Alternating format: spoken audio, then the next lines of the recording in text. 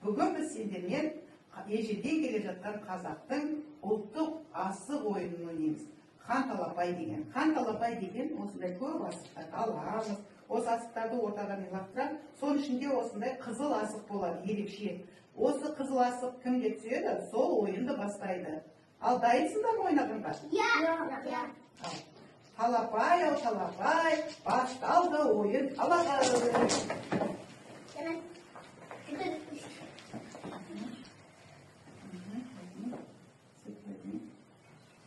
Алдарынан қойып қойыңдар.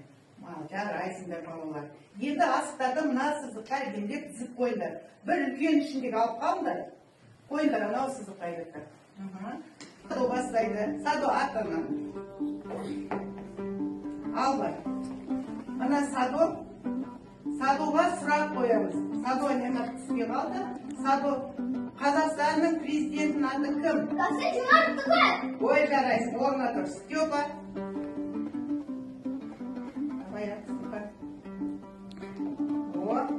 Молодец, Степан. Попал чуть сильнее надо. Степан, 10-ға дейін санап берші. 1,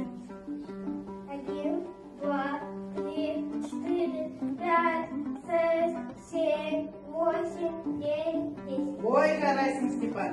Темірлан, анан қаттырақ. Ой, жарайсың, Бақтияр.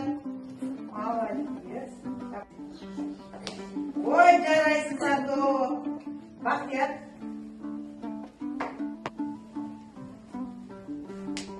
Ой, жарайсың, Жангир. Ал Степа бала. Ал ана. Лучший, молодец. Ух ты. Темірлан, ойынымыз аяқталды. Кім қанша асық ұтып алды? Темірлан, санашы, сенде қанша асық? 1, 2, 3, 4. Ой, жарайсың, 4 асық. Степа, сенде қанша? 1, 2, 3, 4.